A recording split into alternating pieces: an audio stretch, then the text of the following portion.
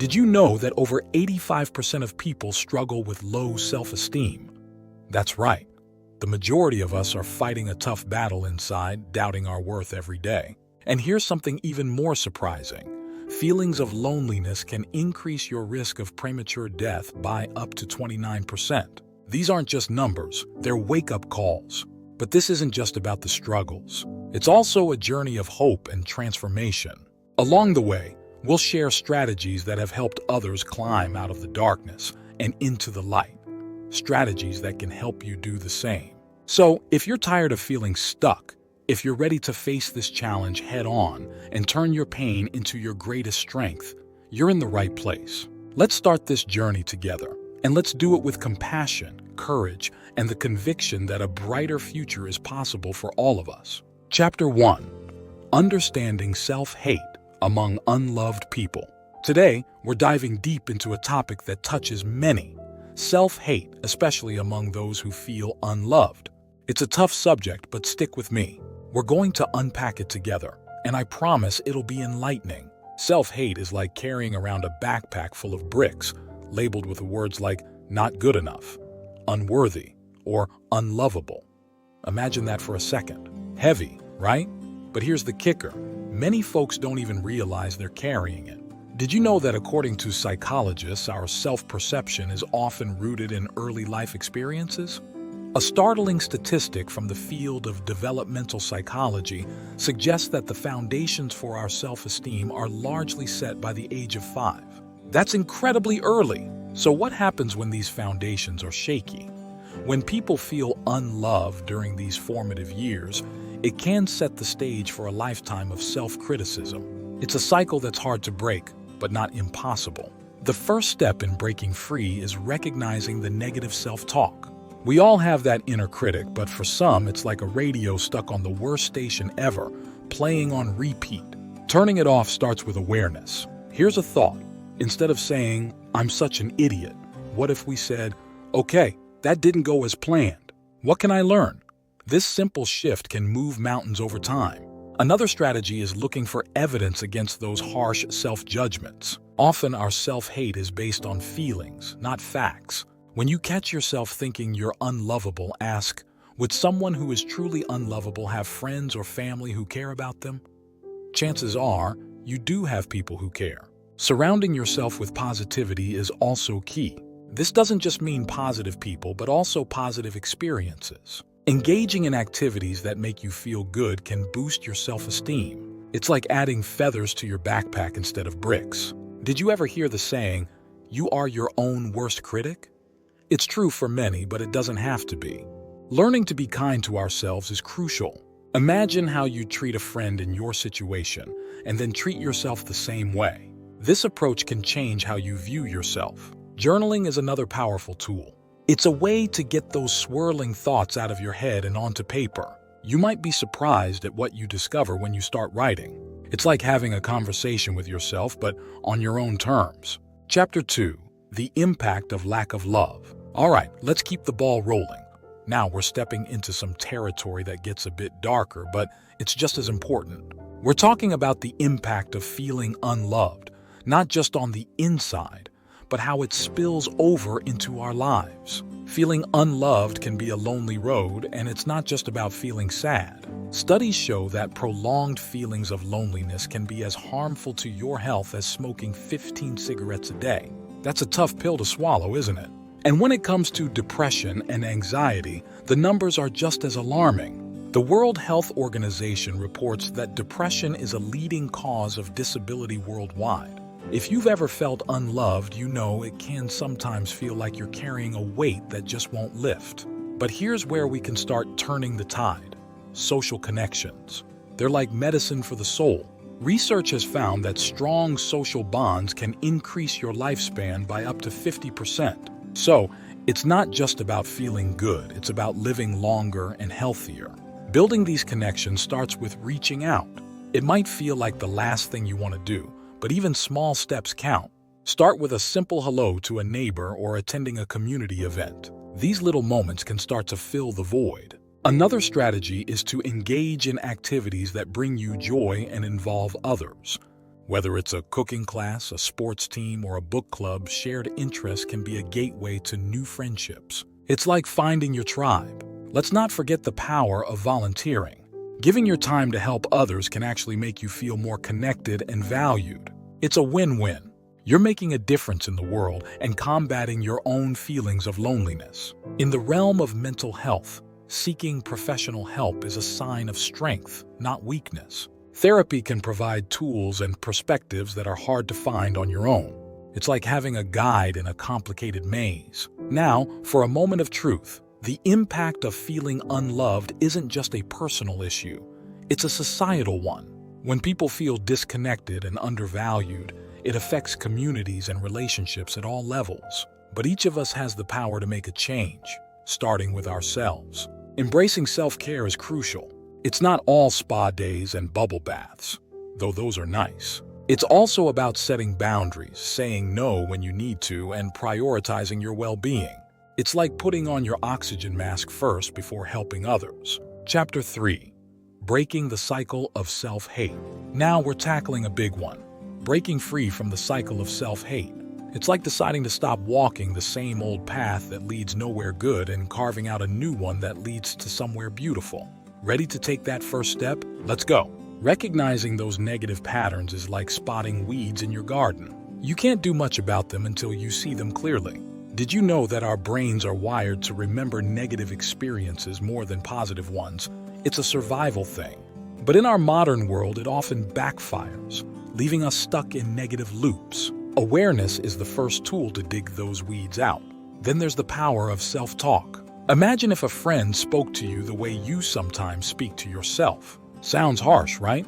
Flipping that script starts with noticing the negative chatter and gently replacing it with kinder, more supportive messages. It's not about lying to yourself, it's about being as supportive to yourself as you would be to a friend. Embracing self-compassion can feel like giving yourself a hug when you need it the most. Studies show that self-compassion can lead to lower levels of anxiety and depression. Think of it as your inner superpower that helps you bounce back faster from life's knocks. Seeking support might seem daunting, especially if you're used to going it alone. But here's a nugget of truth. Asking for help is a sign of strength, not weakness. Whether it's friends, family, or professionals, reaching out is like opening a door to a room full of people who've got your back. Creating a support network is crucial. It's like building a safety net for when times get tough. This network doesn't have to be huge. Even a few close relationships can make a massive difference. And in today's digital age, support can also come from online communities of people who share similar experiences. Did you ever stop to think about the role of physical health in mental well-being? Exercise, sleep, and nutrition are like the three musketeers fighting against the shadows of self-hate. Regular physical activity, for instance, is not just good for your body. It releases chemicals in your brain that act like natural antidepressants. Journaling is another strategy that might seem simple but is incredibly powerful. It's like having a conversation with yourself on paper. It helps you vent, reflect, and sometimes even discover solutions to problems you didn't realize were solvable. And don't forget about setting small, achievable goals. These are the stepping stones on your path to self-love. Each time you reach one, it's a reminder that you are capable, which can be a powerful antidote to self-hate. Chapter 4. Strategies for Self-Love and Acceptance. Welcome to a chapter that's all about embracing the best version of yourself, the one that's rooted in self-love and acceptance. It's like discovering a hidden treasure within you, except this treasure is endless. Ready to start this enriching journey? Let's dive in. Mindfulness is our first stop. It's not just a buzzword, it's a way of being. Did you know that practicing mindfulness can literally change your brain? Research shows it increases gray matter density in areas associated with self-awareness, empathy, and stress regulation. It's like giving your brain a workout to become more resilient and compassionate. Next up, let's talk about self-awareness. It's the art of knowing yourself deeply, your triggers, your joys, your fears. It's like becoming your own best friend. By understanding ourselves, we can navigate our emotions more skillfully, leading to greater self-acceptance. Building self-esteem might sound like a daunting task, but it's all about the small steps. Celebrating small victories is key. Each time you acknowledge what you've achieved, no matter how minor it might seem, you're building a stronger foundation of self-esteem.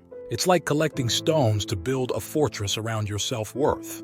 Creating a supportive environment is essential. This means surrounding yourself with people who uplift you and removing yourself from toxic situations whenever possible. It's like planting yourself in fertile soil where you can grow and flourish. Setting boundaries is also part of this process. It's about respecting yourself enough to say no to what doesn't serve you. Learning to set healthy boundaries is like drawing a map of where your limits lie, ensuring others know where they stand with you. Now let's shine a light on the role of positive affirmations. They're not just feel-good phrases. They're powerful statements that can reprogram our subconscious mind. Repeating positive affirmations daily can help shift negative thought patterns into more positive ones. It's like changing the radio station from a channel that plays sad tunes to one that uplifts and energizes you. Another strategy is engaging in activities that make you feel good about yourself. Whether it's art, exercise, or gardening, these activities aren't just hobbies. They're pathways to self-love. They remind you of your abilities, your passions, and your value. It's like each activity is a thread, weaving a tapestry of your unique qualities. Don't underestimate the power of gratitude. Keeping a gratitude journal can transform your perspective. It shifts your focus from what's lacking to what's abundant in your life. Studies have shown that gratitude can significantly increase happiness and reduce depression. It's like turning on a light in a previously dark room, revealing the beauty that was always there. Chapter 5. Transforming Pain into Strength. Welcome to the final chapter of our journey together, where we explore how to transform the pain of feeling unloved and self-hate into a source of strength and resilience. This is about turning your struggles into your power. Let's get started and make this transformation happen. First up, personal growth. It's about looking at your challenges as opportunities for growth. Did you know that some of the most successful and inspiring people have faced and overcome significant adversity? It's their struggles that shape them into the strong and resilient individuals they are today. Your experiences can serve as a catalyst for personal development, pushing you to become a better, stronger version of yourself. Then there's the concept of resilience. It's like a muscle that gets stronger every time you use it. Every challenge, every setback, and every moment of self-doubt you overcome makes that muscle stronger. Resilience isn't about avoiding pain or hardship. It's about facing it head-on and emerging stronger on the other side. One strategy to build resilience is to cultivate a growth mindset. This means believing that you can grow and learn from every situation. Studies have shown that individuals with a growth mindset are more likely to persevere in the face of challenges and are less afraid of failure. It's like viewing life as an endless classroom where every experience, good or bad, is a lesson. Embracing vulnerability is another key. It might sound counterintuitive, but showing your true self, with all your imperfections, can actually make you stronger. Brené Brown, a researcher and storyteller, says, "Vulnerability is the birthplace of innovation, creativity, and change." It's about letting go of the fear of judgment and opening up to the possibility of connection and growth. Finding meaning in your pain is also transformative. This doesn't mean pretending the pain doesn't hurt. It means asking yourself, what can I learn from this? Or, how can I use this experience to help others? It's about turning your darkest moments into your most powerful lessons. Setting long-term goals and dreams is crucial. They give you something to strive for, something beyond your current struggles. Having goals helps to shift your focus from what you're going through now to where you want to be in the future.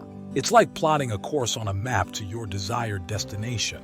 Another powerful tool is practicing gratitude. Even in the midst of pain, there are things to be grateful for. Focusing on these can shift your perspective from one of loss to one of abundance. Studies have found that gratitude can improve psychological health by reducing toxic emotions like envy and resentment.